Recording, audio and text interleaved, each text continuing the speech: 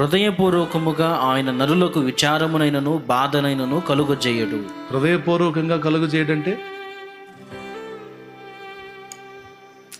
తప్పట్లేదురా తల్లి, తప్పట్లేదురా అయ్యా, ఏం చేద్దాం, నాకు ఇష్టం లేదు కానీ తప్పట్లా అన్నట్టు మనకు అనుమతించే శ్రమలు, అది కూడా హృదయపూర్వకంగా అనుమతించడంట. అనుమతించి కూడా బాధపడతాడంట. మరి హృదయపూర్వకంగా అనుమతించట్లేదంటే అర్థమైంది, బాధపడతానే చెప్పలేదండి. హృదయపూర్వకంగా ఆయన మనకు విచారమునైనను బాధనైనను కలుగజేయడట. అంటే నొచ్చుకుంటానే, బాధపడతానే. ఇప్పుడు శ్రమల్లో నలుగుతూ మనం కన్నీళ్లు గారుస్తుంటే దేవుడు సావు అంతే సావు అనడం, ఆయన కూడా బాధపడతాడు. బాధపడి ఆయన అంటుంటాడు, ఏమంటుంటాడు తెలుసా, తప్పలేదు కుమారుడా, నేను ఇట్ట గాయపరచాల్సి వచ్చింది, లేకపోతే నీవు దిగిరావు, నువ్వు మూర్ఖంగా ఉన్నావు, తప్పలా, నువ్వు బాగుపడినట్లు నీకు ఈ శ్రమ అనుమతించాల్సి వచ్చింది, నీవు సరిచేయబడినట్లు నా కుమారి నీకు ఈ శ్రమ అనుమతించాల్సి వచ్చింది, తట్టుకో తల్లి, కొంచెం ఓర్చుకో, ఇదంతా కలిసి నీ మంచిగా వచ్చేది అంటుంటాడు ఆయన. కొంచెం ఓర్చుకో నాన్న, కుమారుడా నువ్వు ఓర్చుకో, కొంచెం ఓర్చుకో, ఇదంతా నీ మంచిగా వచ్చింది నాన్న, నీ మంచిగా సిద్ధపరిచాను నేను అంటుంటాడు. ఇంకా చెప్పాలంటే ఇంకొక వచనం 32వ వచనం చూడు, ఒకవేళ బాధ పెట్టినను, ఆయన బాధ పెట్టినను తన కృపా సమృద్ధిని బట్టి జాలిపడును. అది బాధకు అనుమతించి కూడా, సమస్యకు అనుమతించి, శ్రమకు అనుమతించి కూడా మళ్ళా కృపా సమృద్ధి గలవాడు కదా, కృపను బట్టి జాలి పడతాడంట. మనకు అనుమతించబడే శ్రమల విషయంలో కూడా దేవుడు ఇలానే స్పందిస్తున్నాడని నీకు తెలుసా? కానీ నిజం, ఆయన బాధ పెట్టినను కృపా సమృద్ధిని బట్టి జాలిపడును. జాలిపడి ఎక్కువ సెగ తగలనీయట్లేదంట, కొంచెం సెగ తగిలి నువ్వు అయ్యా అనగానే ఆపరా అంట. దేవునికి స్తోత్రం, ఆపే ఆపే ఆపే, కొంచెం తట్టుకోలేకపోతున్నాడు, ఆపే, తర్వాత చేద్దాం, తర్వాత ఇంకొక టైం తీసుకొని చేద్దాం. ఎక్కువ భారం నా బిడ్డ మహిళడు, ఎక్కువ భారం నా కుమారి మహిళలేదు, అంతవరకు చాలు.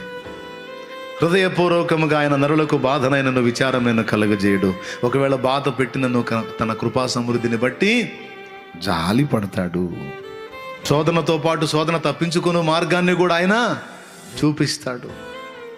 కాబట్టి మళ్ళీ మళ్ళీ మళ్ళీ మళ్ళీ మీ హృదయాల్లో ఇదే నాటాలని నా ఆశ.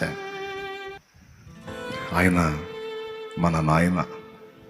ఎవరైనా మన నాయన, నాన్న, అబ్బా, తండ్రి ఆయనే. కాబట్టి ఇప్పుడు మీ మనసు కాస్త ప్రశాంతంగా ఆయనతో గడపాలనిపిస్తుందా, కాసేపు మాట్లాడుకోవాలనిపిస్తుందా? అట్టయితే నేను ఆపేస్తాను, ఆపి ప్రార్థన చేస్తాను. మాట్లాడుకుంటారా ప్రార్థనలో? భయపడకండి, కృంగిపోకండి, దిగులు పడకండి, విచారపడకండి. నీకు జన్మనిచ్చిన తండ్రి నీకు దూరం అయి ఉండొచ్చేమో, కానీ ఈ తండ్రి నిన్ను ఎన్నడూ విడిచిపెట్టాడు. నీ కన్నీళ్ళు తెలుసు, నీ బాధ తెలుసు, నీ వేదన తెలుసు, నీ శ్రమ తెలుసు, నీ ఇబ్బంది తెలుసు, నీ ఇక్కట్టు తెలుసు, నువ్వు రహస్యమందు ఎంత ఏడుస్తున్నావో తెలుసు, అవన్నీ తెలుసు. కానీ అవసరాన్ని బట్టి వాటిని అనుమతించాడు. అవసరాన్ని బట్టి అవి అనుమతించబడ్డాయి. ఆ అవసరం తీరినప్పుడు అవి ఉంచమన్నా ఉంచడు. ఆయన నిన్ను ప్రేమిస్తున్నాడు, ఆయన నిన్ను ప్రేమిస్తున్నాడు. పిచ్చి నువ్వంటే, మా మనుషులు చెబుతారు నువ్వంటే పిచ్చి అమ్మాయి నాకు అని. ఒట్టి బుస్సు, అది నమ్మొద్దు. నువ్వంటే పిచ్చి నాకు అన్న, ఒట్టి బుస్సు నమ్మొద్దు. ఇవన్నీ గ్యాంబ్లింగ్లు, నిజంగా పిచ్చి ఆయనకి.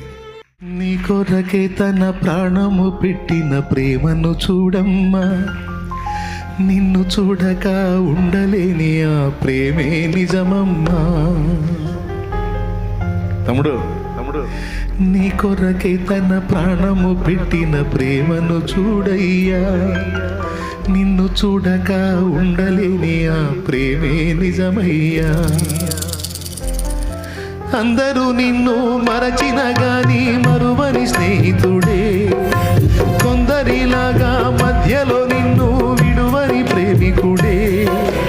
అందరూ నిన్ను మరచిన గాని మరువని స్నేహితుడే, కొందరిలాగా మధ్యలో నిన్ను విడువని ప్రేమికుడే.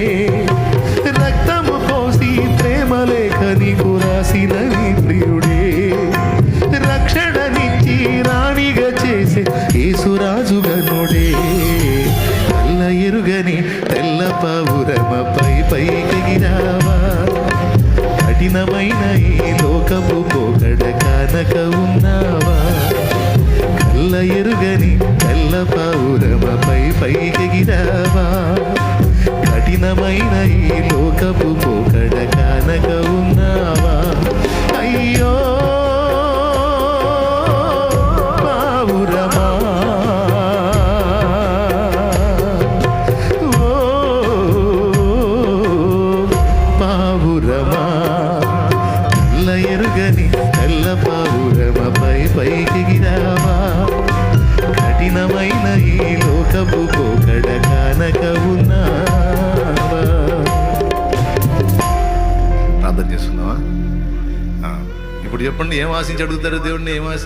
నానా నానా మా నాన్న నా దగ్గర ఏం ఆశిస్తామైంది? అవసరమైతే నాన్నకి ఇస్తాం. భయం అయితే ధైర్యం కోసం అడుగుతాం, నాన్న భయంగా ఉందని చెబుతాం. బాధ కలిగితే నాన్న బాధగా ఉందని చెబుతాం. ఇంకేం ఆశిస్తాం? అంతే అంతే మాట్లాడు. లే మొక్కడు వెళ్ళే. ఆయనను ప్రేమించి ఆయన రెక్కలను ఆశ్రయించి సేవకులు విశ్వాసులు అన్న భేదం లేదు, అందరూ మోకాళ్ళు. నాకు జన్మనిచ్చిన తండ్రి నాకు దూరమైన, నన్ను ఎప్పుడు ఎడబాయని తండ్రిగా నువ్వు ఉన్నావు, విడనాడని తండ్రిగా నువ్వు ఉన్నావు. నన్ను వదిలిపెట్టు తండ్రి.